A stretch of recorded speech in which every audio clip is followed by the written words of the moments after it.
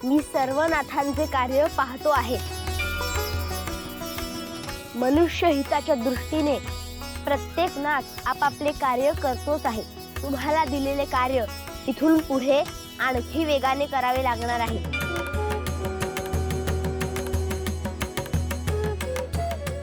गुरुदेव, आपण आज्ञा करावी। प्रथमतः नागनाथला कठोर साधना शिकवायची आहे। इथून पुढे त्याच्या विरोधातला संघर्ष आणखीन वाढणार आहे।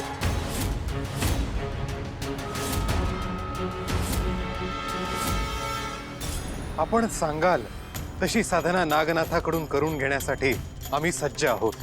हो, हे कार्य तत्परतेने करावे लागेल, कारण नागनाथच्या कुळातीलच काही शक्ती त्याच्या विरोधात उभ्या ठाकणार आहेत।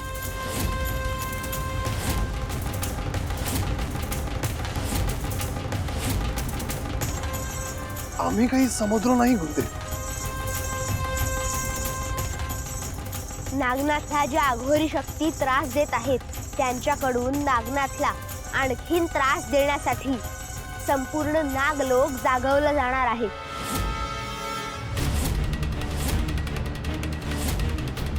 त्यासाठी आपल्याला नागनाथला सावध करावं लागेल, त्याचे बळ आणखीन वाढवावे लागेल। परंतु गुरुदेव, जर असं झालं तर नागनाथ स्वतःच्याच कुळातील शक्तींशी लढू शकणार नाही आणि असा आपापसातील लढा योग्य ठरणार नाही।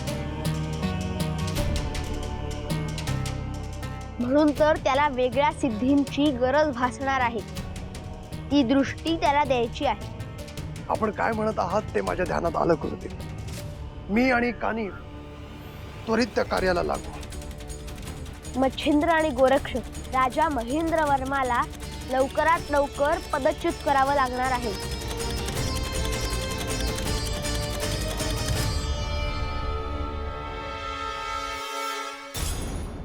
होय बरोबर।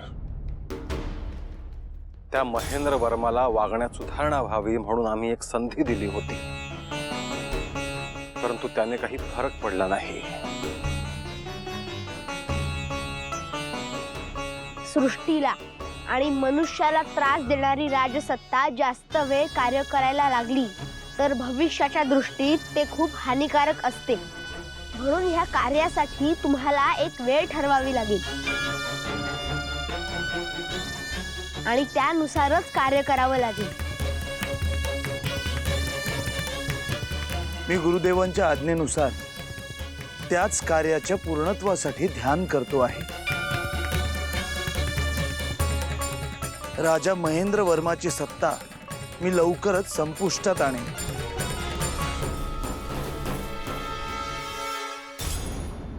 तुम्ही हे कार्य यशस्वीपणे कराल ह्यावर माझा विश्वास आहे। ह्या कार्याच्या पूर्तीनंतर तुम्हाला अनेक कार्य करायची आहेत।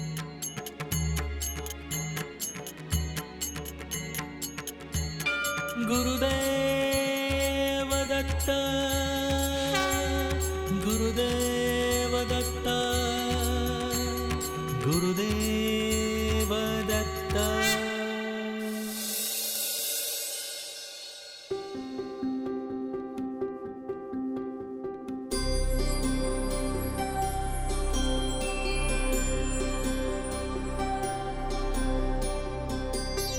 अहो, श्री दत्त महाराजांच्या प्रकट दिनी त्यांचे आपल्याला दर्शन घडले।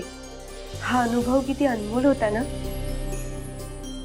हो ना, साऱ्या विश्वाचे जे सद्गुरू आहेत अशा परमेश्वराचं दर्शन तसं दुर्लभच,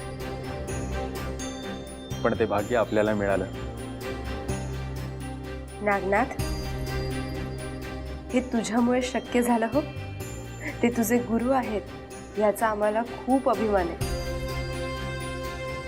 आई, हे माझे देखील भाग्य आहे की त्यांचे माझ्यावर कृपा आशीर्वाद आहेत। नागनाथ, तू त्यांची आज्ञा कायम पाळत जा। हो बाबा, ते सांगतील ती सगळी साधना मला करायची। आणखीन एक नागनाथ, आता इथून पुढे तू ते गजप्पा किंवा गुरु आई अशा अघोरी लोकांच्या जवळ अजिबात जायचं नाहीस. आई बरोबर बोलते आहे नागनाथ. जालिंदरनाथ तिथे वेळेत आले म्हणून तुझी त्या संकटातून सुटका झाली. ते जर नसते तर तुझं काय झालं असतं याची कल्पना सुद्धा करवत नाहीये. आई, तू उगाच काळजी करतेस. अरे पण आपण त्यांच्याशी संघर्ष करायला जायचंच कशाला? बाबा, मी कितीही ठरवलं तरी ते शांत बसणार नाहीत. अशा दुष्ट लोकांना चांगलं कार्य केलेलं पाहवत नाही आणि मग ते स्वतःहून आपल्याशी संघर्ष मांडतात. त्यांनी संघर्ष जरी मांडला ना तरी आपण जपून राहायचं. ठीक आहे, मी त्याची काळजी घेईन. तुम्ही दोघं अजिबात चिंता करू नका.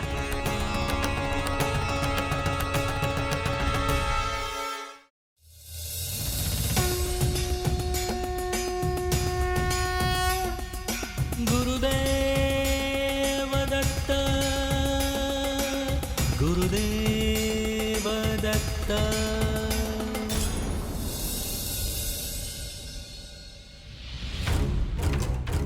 सुरादेवी, हे सुरादेवी. अहो काय झालं? काय शोधताय तुम्ही? अगं माझी हिशोबाची वही सापडत नाहीये. अहो इथेच आहे. थांबा, मी शोधून देते, तुम्ही बसा. इथेच तर ठेवली होती. ही काय, ही बघा. तुम्ही पण ना, तुम्हाला ना एक गोष्ट सापडत नाही. हे माझं लक्ष कसं नाही गेलं तिकडे? बरं, ते जाऊ द्या. मला तुम्हाला हे विचारायचं होतं की वंसा येणार होत्या ना, कधी येणार आहेत त्या? सांगाव्यात तर तसं नेमका तिने दिवस सांगितला नव्हता, पण आज उद्यामध्ये यायला हवी. कोण? आत्या येणार आहे का? हो. बरं झालं ती येतेय. मला तिला भेटायची कधीपासूनची इच्छा आहे. तिला देखील तुलाच भेटायचं आहे, त्यासाठीच ती खास येते. अहो म्हणूनच तर म्हणते मी, मला त्या यायच्या आधी सगळी तयारी करायची आहे. त्यांना काय हवं नको हे सगळं आधीच करून ठेवायचंय. हो, आणि यावेळेस काही दिवस तिला इथेच ठेवून घेऊ. त्यांना इथे थांबा असं म्हणायची गरजच लागणार नाही, कारण मी त्यांचा असा पाहुणचार करणार आहे की त्यांचा पाय इथं निघणारच नाही.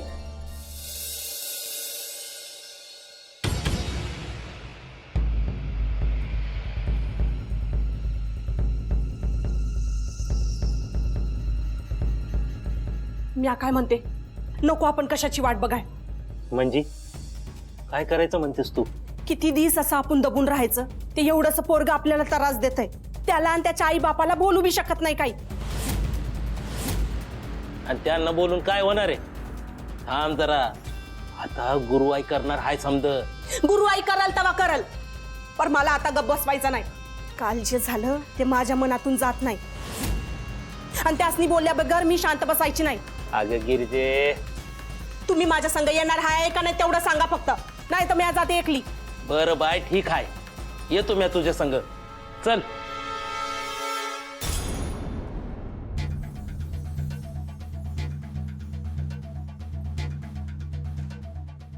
अहो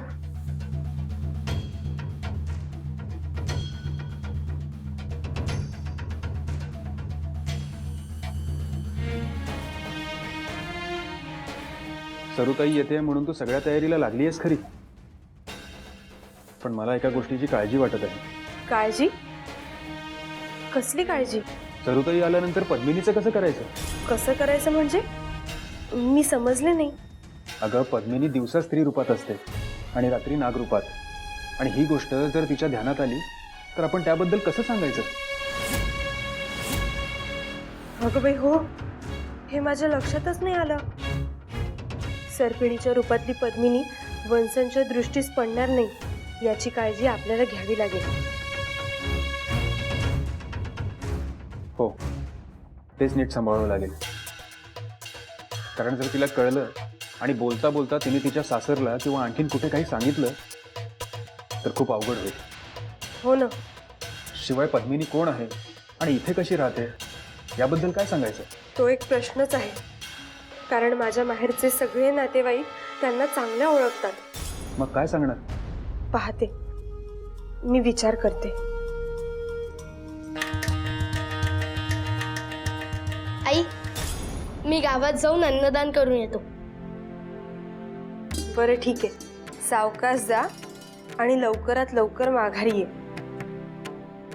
हो, पण आत्या कधी येणार आहे? कधीही येईल. आणि ती आल्यानंतर तू तिच्या स्वागतासाठी इथे नाही आहेस असं नको व्हायला. हो, मी येईन लवकर.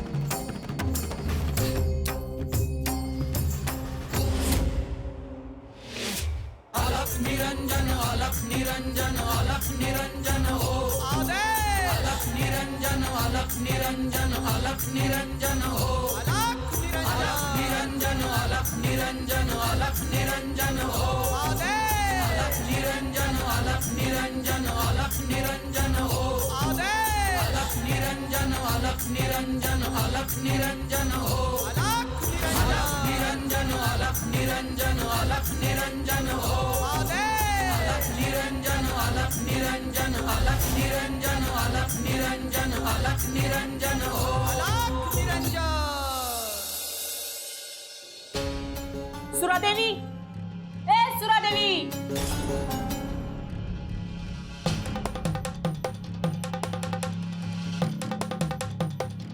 कुठे आहे का तुझा ते पोरगा? हा, स्वतःला काय समजतोय तो नागनाथ? अहो गिरजाक्का, काय झालं?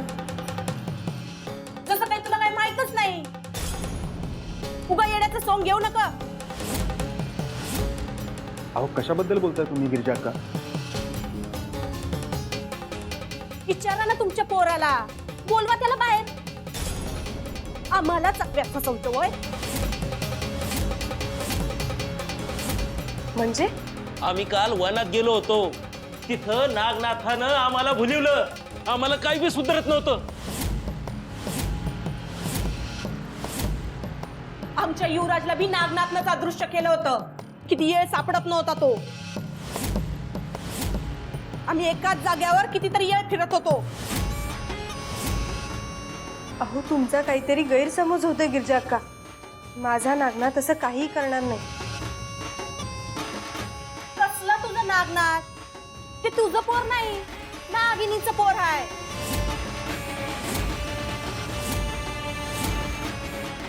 गिरजाक्का, नागनाथाने जरी माझ्या पोटी जन्म नसेल घेतला तरी माझा पूर्ण विश्वास आहे की तो कुणाचंही वाईट करणार नाही. ते आम्हाला काय माहित नाही. त्याला आवरा, नाही तर तुम्हाला समद्यांना गावाबाहेर जावं लागल. आम्ही का जायचं गावाबाहेर?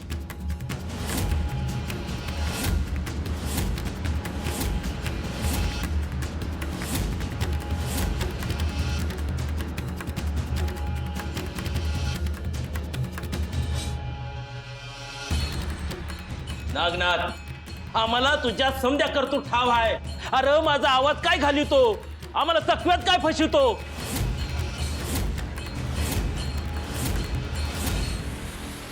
नाही नाही, आता सरुताई येणार आहे ना, तिला सांगते मी तुम्ही कसल्या पोराला घरात घेतलंय ते.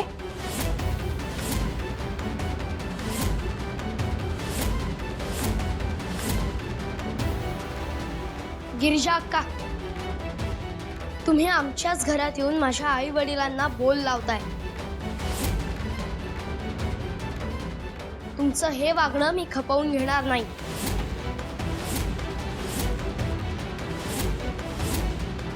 नाही तर काय करणार आहे तू?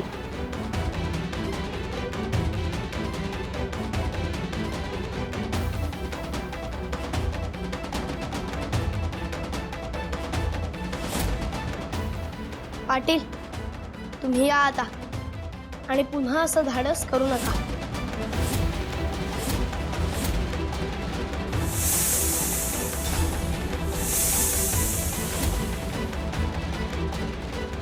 ठीक आहे ठीक आहे, निघतो आम्ही.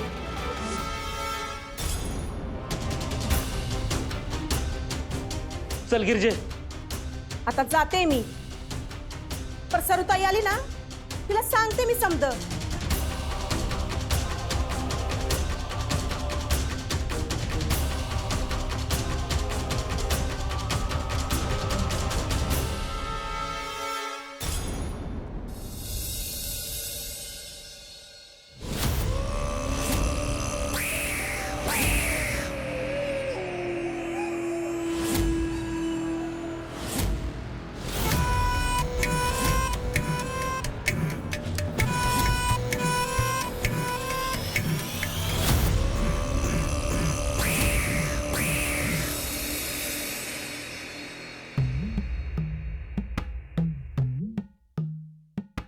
अहो, काय चाललंय तुमचं?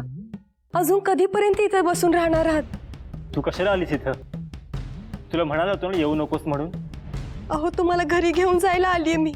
मी आधीच सांगितले मी येणार नाही म्हणून. किती दिवस झाले तुम्ही इथेच आहात, तरी देखील या सैनिकांनी तुम्हाला मंदिरात जाऊ दिले का? का असा हट्ट करतात? जोपर्यंत मला माझ्या पशुपतीनाथांचं दर्शन मिळत नाही तोपर्यंत मी इथून कुठेच हलणार नाही. मला माझ्या भक्तीवरती पूर्ण विश्वास आहे.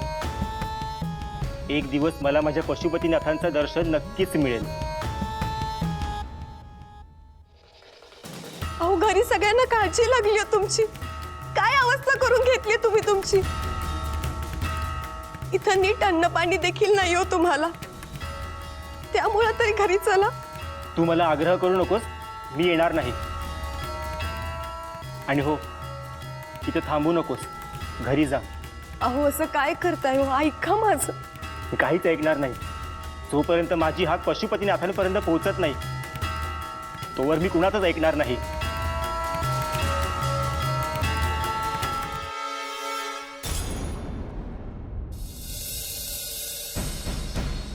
नाथ पंथाचा प्रारंभ हा माझ्या आणि महादेवांच्या इच्छेने आणि आशीर्वादाने झाला होता. मनुष्याचे दुःख निवारण आणि सृष्टीचे कल्याण यासोबतच शाबरी देवीची आराधना करून शाबरी मंत्रांची रचना करणे हा सुद्धा एक उद्देश होता. होय, बरोबर. आपल्या आणि श्री महादेवांच्या प्रत्येक उद्देश पूर्तीसाठी नाथ पंथ अविरतपणे कार्य करत आहे. हो मच्छिंद्र, ते मी पाहतो आहे.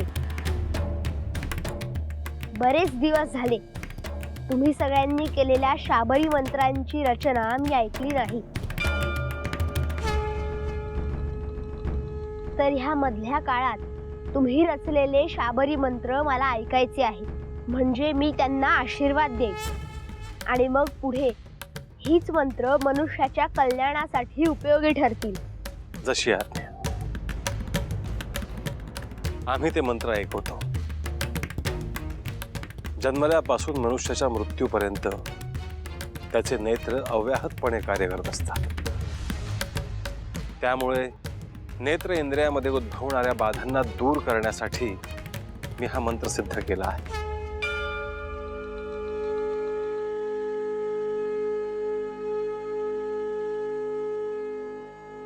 ओम नमो झलमल जहर भरी तलाई, अस्ताचल पर्वत से आई, तहा बैठा हनुमंत जाई।